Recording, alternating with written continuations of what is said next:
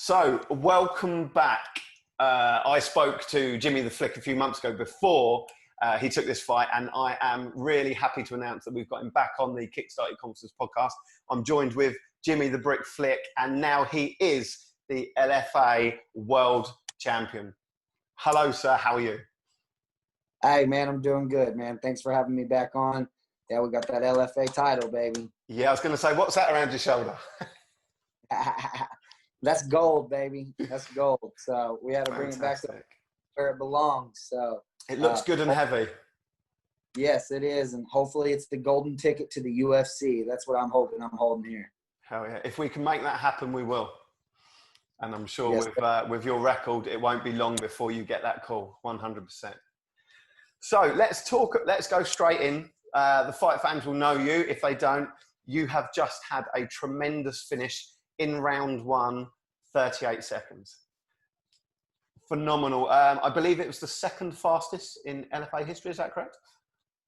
Yes, sir. We got the second fastest submission, or second fastest win in LFA history, right behind Brandon Royval, the guy that I keep calling for. He just got booked in the UFC. So I'm hoping his opponent falls out and my little storybook can keep going and I can chase him. I was the last one to win the LFA title. He was the last one to hold it before me, and it's a fight I really want. So, and now I got even more reason to want to fight him because he beat my time. So, and you want that back? Yeah. So I would love to fight him and let's see who can finish who faster. Cool. Now that would be something spectacular to watch. So that would be great. Let's talk about your finishes. You're known as a finisher. 7 finishes in the first round. You've had so many in your career. How many finishes have you had and how quick have they been? I'm 14-5 as a professional, and I have 12 submission wins and 2 decision wins. My 2 decision wins are to the same guy. They brought me in to lose to him in Bellator 20. I was 0-0, and he was 6-2. I beat him by unanimous decision. His name's Humberto De Leon. A couple fights later, we fought for the IXFA 125 title down in Texas. It was the first pro title I ever held, and I beat him by another unanimous decision. So I beat that guy up for 8 rounds, and all my other 12 opponents I've finished. I got 5 losses, 1 only by a decision that I feel like I won, and 4 by TKO loss. So every time I'm in there, it's killed or be killed. Yeah, that's in our first podcast. We talked about kill or be killed, and we were talking about this fight. We were talking about your preparation. We were talking about how important it is to finish the fighter rather than letting it go to the judges. And oh man, did you not disappoint? Yes, sir. And it was, fighting a guy that's never been finished. So we were prepared for 5 5-minute rounds, and to go in there and finish somebody that's never been finished. That fight's mainly a higher weight class as well. Got the job done fast, got out of there injury-free, and hopefully that'll help me get the call to the UFC. Hell yeah. When you so we talked about you being strong, and we know you're strong at 125, and we talked about finishing the fight as quickly and as strong as you could. What was your mindset like? This podcast is all about confidence. So we know as a fighter we want to be confident. But what was your mindset like before getting into that cage? Where were you at? Like you said, my mindset was 100% that I did everything I needed to do with my training camp. I knew I woke up every morning and did my CrossFit. I knew I did my sprints every week. I did my sparring. I did all the hard work. I ate right, got my smoothies, got everything I could to make sure that when I walked into that cage, with or without fans, I was 100% confident that I was going to get one job done, and that was bringing this LFA title back to Oklahoma. And that's exactly what we did. And in my other fights in the past, I've walked into fights where I'm not 100% confident, and it changes the whole thing. So ever since I came off my last loss, I've made sure I've done everything I can in my power to go in there 100% with mindset, knowing I did everything I could, and I'm untouchable when that happens. And I've been proving it, and I'm ready to prove it again. Well, the fight you've just done, it showed you were untouchable. And a few people have said it was an easy finish, as in it was easy for you to finish. But you finished someone who's never been finished and in 38 seconds. So for me as an instructor, that shows that your hard work, the grind, the dedication that you've put in, it showed how easy you made it look. It wasn't an easy fight. It's just you made it look easy because you put the hard work in. Exactly. I'll take a hard training camp and an easy fight all day. Every day. It Train hard, fight easy. It don't matter if we're in there for 30 seconds or 30 minutes. When we win a fight, we get paid the same amount of money as a fighter. So the quicker, the better. And like I said, man, I've been putting the hard work in. I've been in the sport for a decade. I know what it's like to lose. I know what it's like to win. And I know what it's like to fight with no fans now. So I showed out for my state of Oklahoma, and we got this world title, and we're just hoping for bigger and better things. And I'm sure they're going to come very soon, and I hope they do for you. So let's talk about the fight. I'm a kickboxer by trade, but obviously that was to the ground and away we went. So for the jiu-jitsu guys and the wrestler guys, can you talk me through, I mean, it was only 38 seconds. So can you talk me through the fight and what was going through your head to get him to that point where you managed to get him to tap out? Yeah, honestly, the fight was we're both grapplers and wrestlers. Most of our fights are by decision or submission. So I thought it was going to be more of a stand-up fight. I've wrestled since I was 3 years old. I've been doing jiu-jitsu for 12 years, and I've been working with the striking coach for over a year now on my actual striking. So I've evolved as a fighter all around. That's why they call me the Bricks, because my game's solid all over. And in this fight, that's what I thought I was going to have to use more. But after I threw that leg kick, calf kick, it threw him off balance. And, I guess the wrestling came out in me and seen the double leg, so we hit it. And when I started putting him on his hip, he had good defense by pushing on my head, but I could feel he was not stronger than me. So I used my wrestling and kept pushing and pushing. Then we turned back the other way. If you wrestle a long time, you know how to cut the corners. And that's what I did, and cut the corner. And I got a little high on his back, and instead of going for the back, I just jumped right for the head and arm. I was going to hit it off my back. I got a very strong grip when I lock it up, and I'm very confident off my back or on top. He went to go roll and get his arm out, but the head and arm was already locked, and he rolled me over to the side I needed to be on. So he did the job for me once I got it locked up, and it was just a matter of time. He was going to go to sleep or he tapped, and he tapped. And when he got up, he about went to sleep. So it was amazing. And like when I get a hold of these guys at 125, like you said, I'm a big, strong 125er. I've been in the sport for a long time. I've been cutting weight for a long time. I fought these big 135ers for a long time. So I'm ready to stay at 125. I proved why I'm the best at 125. So I'm excited to see what comes from here.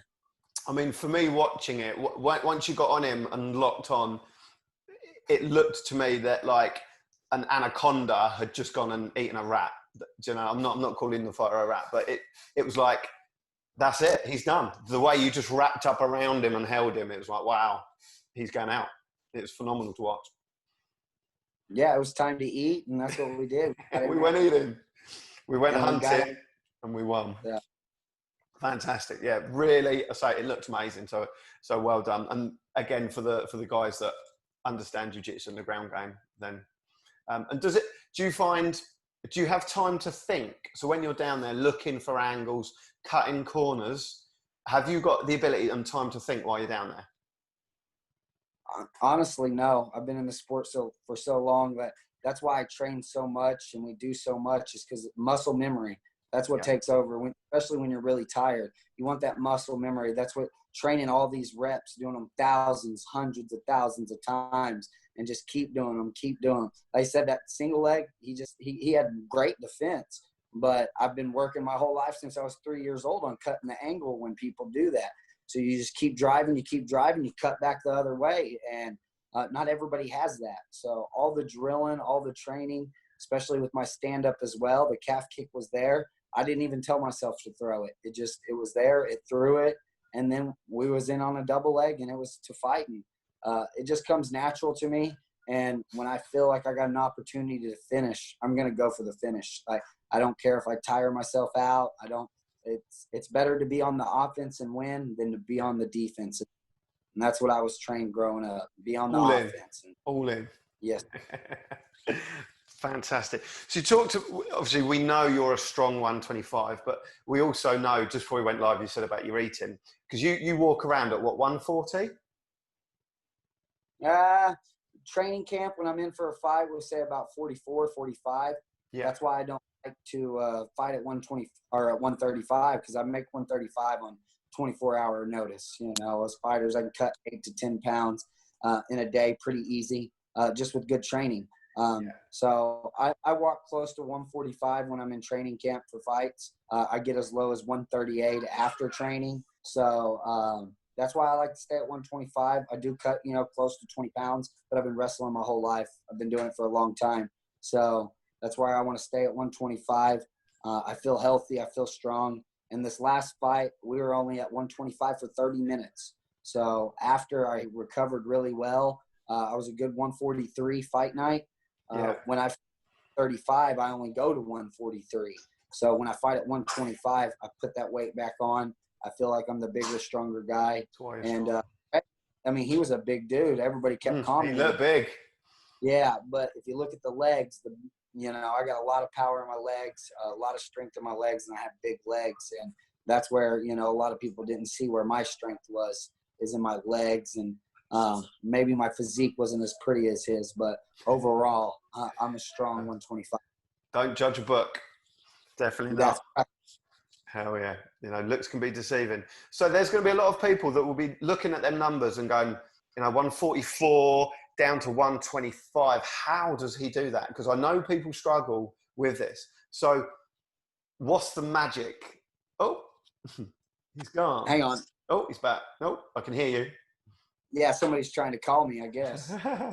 Yeah, so can you give, how do you make that 125? What's your diet and your training like? I drink a lot of water, and outside of water, I love chicken. I eat a lot of chicken. I'm actually a very, very picky eater when it comes to eating. All my food is mainly plain and dry. Even like when I eat burgers and when I'm eating bad, I don't eat a lot of stuff. I don't like salads. I've never had a salad a day in my life. So therefore, I got to go to smoothies a lot. My wife makes me a lot of smoothies. We do a lot of our fruits, our vegetables. That's how I get my spinach. Prior to becoming a professional, I used to eat really bad. But then I realized to make weight and to perform the way I need to perform, I got to put good stuff in my body. So on smoothies is where it's at for me. And I eat a lot of chicken and a lot of deer up here in Oklahoma. You know, we hunt and kill a lot of deer. So I love that deer meat. It's real lean on you. I got to get away from it closer to the fight, though, because it can affect you. But that red meat. So chicken and smoothies is where chicken it's and at. Smoothies. That's the magic ingredient. Chicken and smoothies. Hopefully you don't put the chicken in the smoothies. Oh, no. This guy's too picky for that. Man. So, good. And you do get enough nutrients from your smoothies. Are you taking any supplements or? Actually, no, I do not take supplements. I've never took them. I took them back in the past, but they just weren't for me. I feel like they break my body down. I take a 1-a-day vitamin, and I put vitamins in my smoothies, you know, vitamin B12, multivitamins. Besides that, over-the-counter stuff, I don't take anything. I did just start taking a CBD and a CBG recovery from I think it's True Max. I've been taking that, so that seemed to help out a lot, and I used it on my recovery. So, but for supplements and protein, I stay away from that stuff. It's never been for me. Yeah. So there you go, guys. If you want to know how to cut that weight, water, chicken, and smoothies.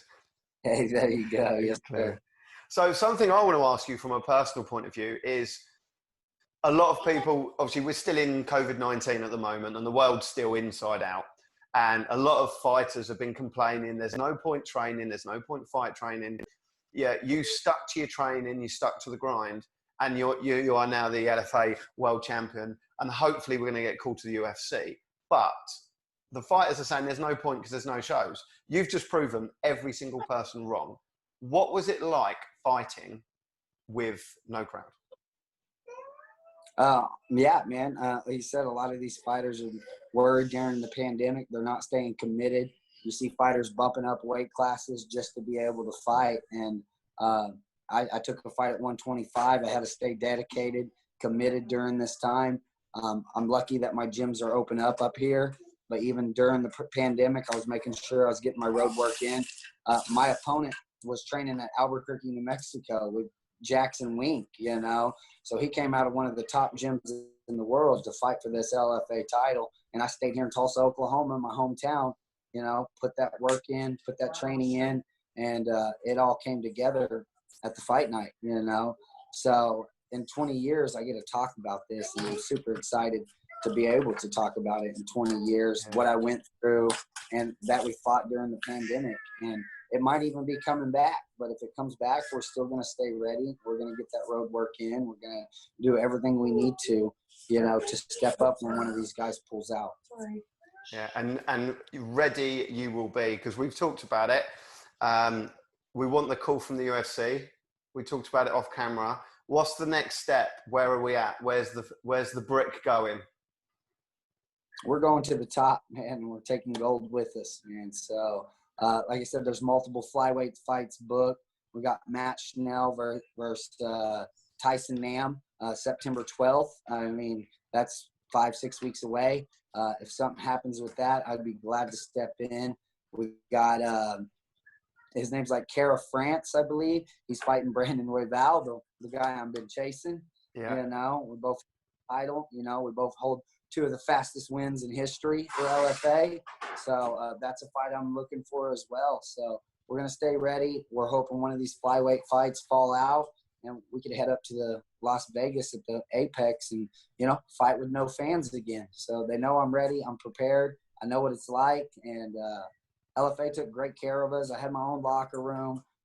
You know, I was 100% confident and comfortable. So I'm ready for the UFC experience. And let's hope that happens. Let's hope sir. that happens. Because, again, so for you, how would it feel to have, you know, the legend that is Joe Rogan say them words? Hey, man, it's a dream. That and to have Bruce Buffer announce me, you know. He's never said the word The Brick. So to have him be the first one to announce Jimmy The Brick Flick would be amazing. I just want to make that walk so bad one time in my career. That's what we've been chasing. So to walk away with this title, knowing this title is the #1 feeder to the UFC, you know, LFA. So I'm hoping that helps. I did my part from interviews to media. I stay active on social media. I got more followers than some guys that are even in the UFC. I just don't have, you know, one of these high up managers, you know. Yeah. So I got a manager that's in contact for them. She's doing whatever she can to let them know I'm ready. And come Monday, we're going to be back at them, letting them know I'm in the gym, I'm putting the work in, and we're going to be ready. Ready, and that's how it happens. Stay sharp, stay fit, and when that call comes, you're good to go. Yes, sir.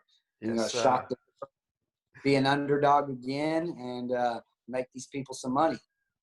And that's what it's about for them. But they would need the fighters, and you're definitely, I would like to think, at the top of the tree for that.